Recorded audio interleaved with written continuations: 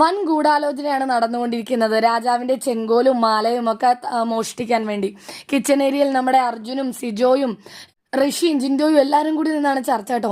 എങ്ങനെയെങ്കിലും രാജാവ് സായി ആണല്ലോ, സായിയുടെ ആ ലോക്കറ്റ് ആ മാല ഒന്ന് തട്ടിപ്പറിച്ചെടുക്കണം. മാല എടുത്തു കഴിഞ്ഞാൽ പിന്നെ സായിക്ക് സംസാരിക്കാൻ പറ്റില്ല, അതാണല്ലോ ഒരു റൂള്.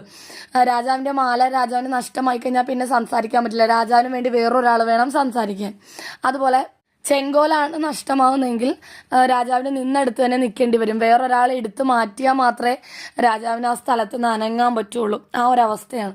അപ്പോൾ ഇവരാണെങ്കിൽ നമുക്ക് ആട്ടപ്പൊടി, അർജുനാണ് പറയുന്നത്, മുഖത്ത് തൂക, എന്നിട്ട് നമുക്കൊരു ടർക്കി എടുത്ത് രാജാവിൻ്റെ തലയിൽ കൂടി ഇടാം, എന്നിട്ട് ആളാരാണെന്ന് മനസ്സിലാകാത്ത രീതിയിൽ മാല തട്ടിപ്പറിക്കുക, അങ്ങനെയൊക്കെ പറയുന്നുണ്ട്.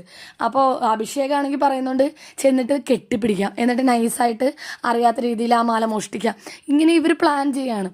അപ്പോൾ സായി രാജാവാണെങ്കിൽ കുളിമുറിയുടെ അവിടെ പോയി നിന്നിട്ട് രണ്ട് ഭടന്മാർ ഇങ്ങോട്ട് വരൂ, ജാസ്മിൻ കുളിമുറി കയറിയിട്ട് കുറേ നേരമായി, ജാസ്മിനെ ഇങ്ങോട്ട് കൊണ്ടുവരാനാണ് എന്നൊക്കെ പറയുന്നുണ്ട്.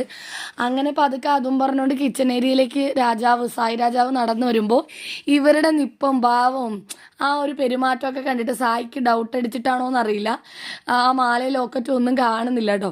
അപ്പോൾ ഉടനെ അർജുൻ പറയുന്നുണ്ട് അവൻ മാറ്റിയെന്ന്. സായി ആ ലോക്കറ്റും മാലയൊക്കെ മാറ്റിയെന്ന്. ചിലപ്പോൾ ഇവർക്ക് പെട്ടെന്ന് തട്ടിപ്പറിക്കാൻ പറ്റാത്ത രീതിയിൽ ഒളിപ്പിച്ച് വെച്ചിട്ടുണ്ടാവും. എന്താണെങ്കിലും അടിപൊളിയായിട്ട് ലൈവ് നടന്നു പോകുന്നുണ്ട്. ലൈവ് അപ്ഡേറ്റ്സിനായി നമ്മുടെ ചാനൽ മറക്കാതെ സബ്സ്ക്രൈബ് ചെയ്യുക.